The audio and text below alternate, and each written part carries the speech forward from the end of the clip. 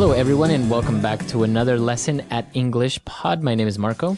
And my name is Catherine. And in the spirit of Halloween, we have a Halloween lesson for you. Happy Halloween. It's Halloween. It's Halloween. And this is an elementary level lesson. So we're talking about some basic but important things today.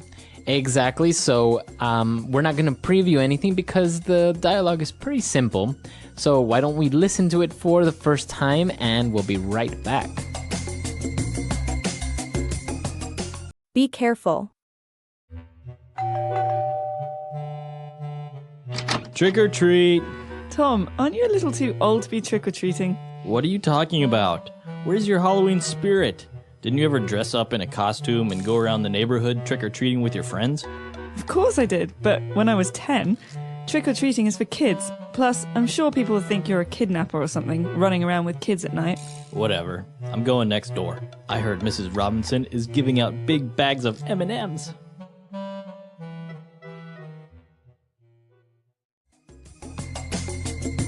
All right, we're back. So trick-or-treating. Ding dong. Ding dong, trick-or-treat. All right, so we're going to explain what trick-or-treating is just in a little bit. But before we get into it, why don't we take a look at 4 important words in language takeaway. Language takeaway. Well, the first one, Marco, is very important because it's the name of this special holiday that isn't celebrated everywhere. It's only celebrated in some places. And Americans, I think, love it above all else. Right, yeah, Halloween. Now, this actually comes from All Hallows Eve, right? That's right. So it's the night of the spirits of the dead. Right, exactly. So the Day of the Dead. And as Catherine mentions, it's celebrated in different ways in different countries, but I think probably the United States is one of the few where people dress up and go trick-or-treating and things That's like right. this. And right. Halloween is the last day of October, so October 31st. And it's a really fun holiday where mostly children dress up in costumes and they ask for candy. All right, so to dress up means to get in a costume? Right. Well, you could say dress up to mean a couple of different things, but in this case, you dress up in a costume. So that means you change your clothes so that you're wearing a costume, which is maybe a witch's costume or a vampire or something scary. So you would say he dressed up as a vampire. He dressed up as a vampire, or they got dressed up for the wedding. Okay, very good. So dress up. And then we have the word kidnapper. So the friend is afraid that his friend will look like a kidnapper if he Right. goes out trick-or-treating with the kids. Right. And so a kidnapper comes from the word to take or to grab. So kid grabber. And that means that you're going to take children from the streets and steal them. Right. But you can kidnap an adult, right? So it's not only for kids. That's right. It's for any kind of person who you take without them wanting you to. So against their will. Okay, kidnapper. And finally, we have M&Ms. What are M&Ms? Not the singer, M&Ms? right? No, M&M is spelled differently, the singer. This is a delicious chocolate treat. It's a candy, and it comes in big brown bags. And if you want them with peanuts, they come in a yellow bag. And You it's, know your M&Ms. oh man, I could tell you all the colors. But M&Ms are really delicious, and it's actually a brand, M&Ms. It's a brand. Right, so many people will probably know it, but just in case, they're called M&Ms. Very good candy. All right, so these words were relatively easy and simple, so why don't we listen to our dialogue again? Let's slow it down just a little bit, and we'll be right back to take a look at Fluency Builder. Fluency builder.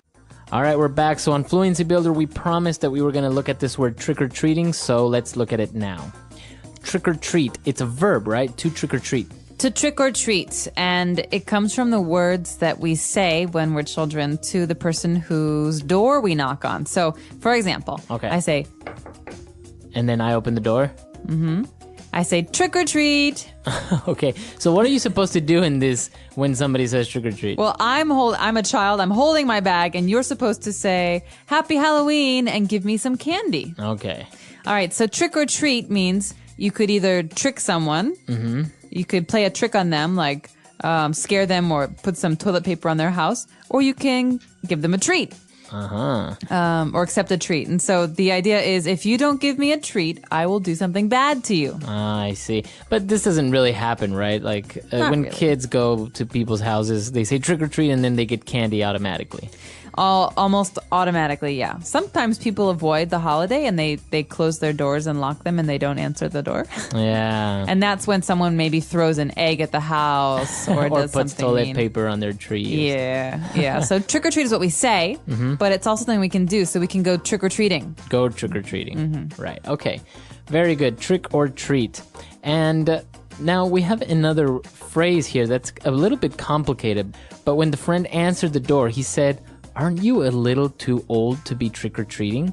All right, I like this phrase because it's sarcastic. The person is not asking a real question. He's saying, listen, you are too old to be trick-or-treating. And so in this case, aren't you is a way to introduce something that we know is true, that we think is true. It's kind of rude and sarcastic. So if I say, "Aren't you supposed to be at work?" Oh. Right? Shoot. So it's in that form. You're not really asking a question. You're more demanding an explanation. Right, it's a suggestion. It's like, you're probably supposed to be at work right now. Right. So Marco, aren't you supposed to be at school right now? So do we always, but we always use it in that sense, right? Aren't you? And then... Yeah, aren't you?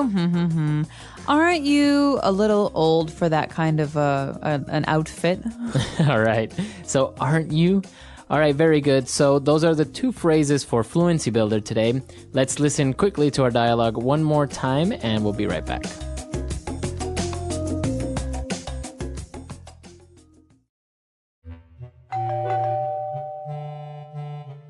Trick or treat.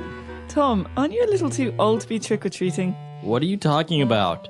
Where's your Halloween spirit? Didn't you ever dress up in a costume and go around the neighborhood trick-or-treating with your friends?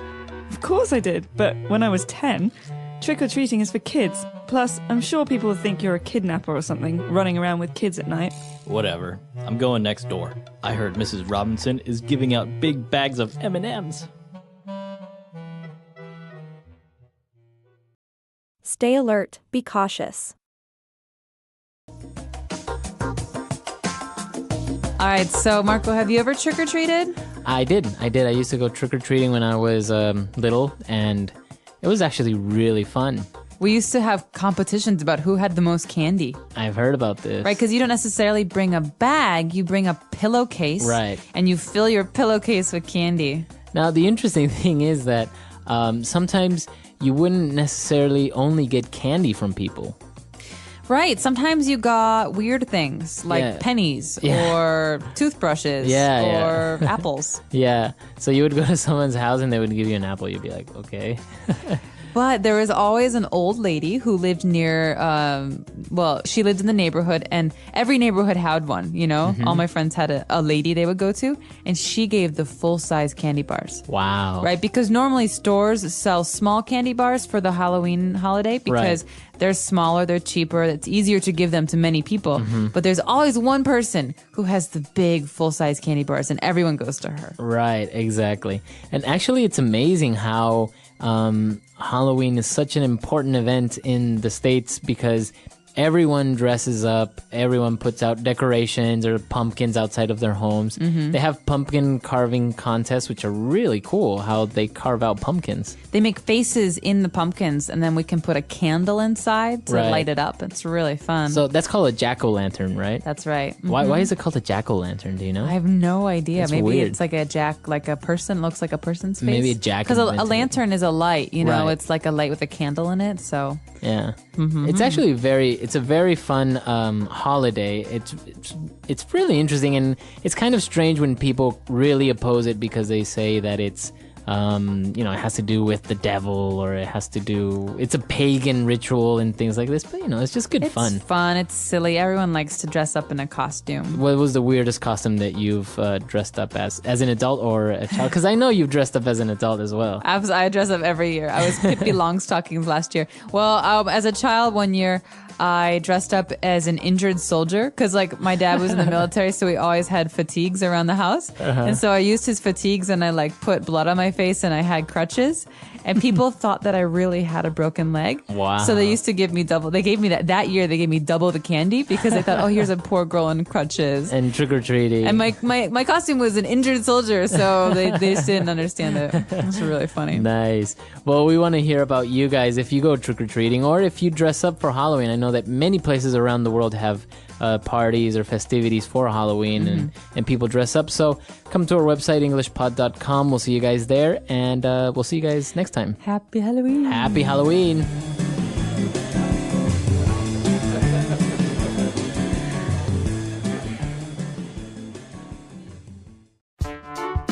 The English Pod Audio Review. Listen to the meaning, then say the vocabulary word. Be not. Be not. Mind yourself, stay wary. A children's Halloween practice of asking for treats. Trick or treat. Attire in clothes suited to a particular role. Dress up. To seize and detain or carry away by unlawful force. Kidnapper.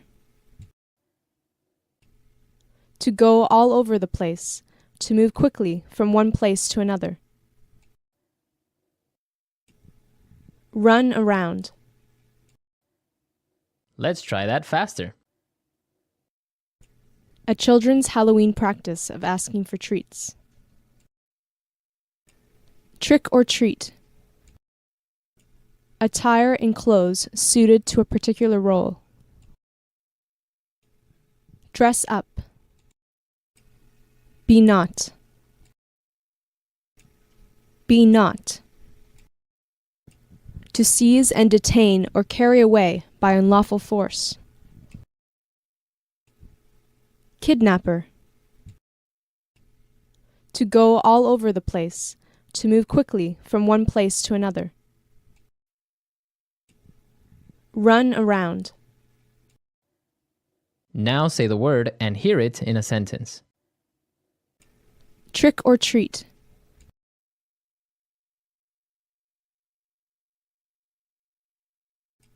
It is common for young kids to go trick-or-treating on Halloween.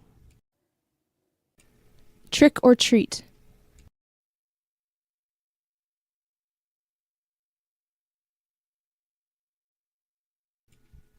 Last year when I went trick-or-treating, I got enough candy to last for a whole year. Trick or treat.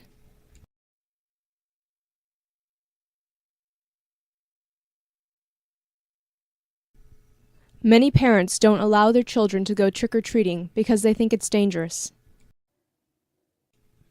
Dress up.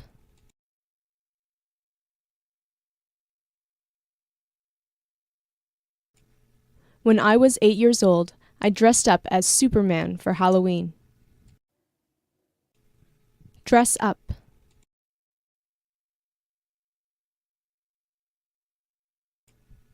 Many people don't like to dress up on Halloween. Dress up.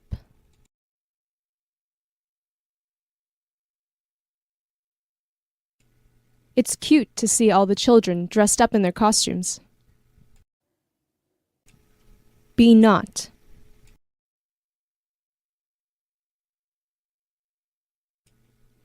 The teacher gave out the exams. Be not.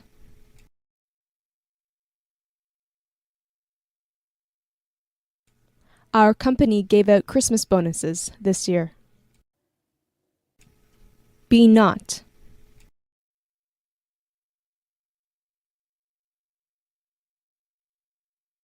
I hate Halloween. Why do I have to give out candies for free? Run around.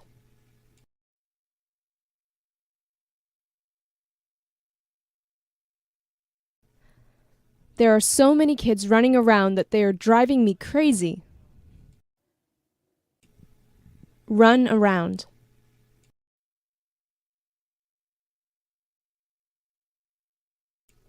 I saw your dog running around the front lawn this morning. Run around.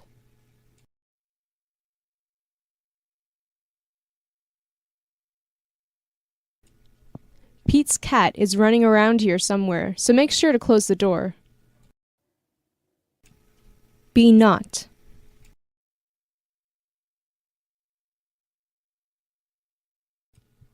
Aren't you a little too big to be playing with those kids? Be not.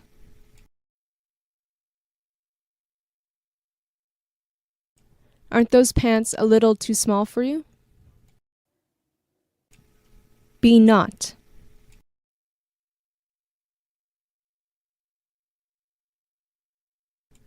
Isn't that shirt a little too old to be wearing it to a dinner party?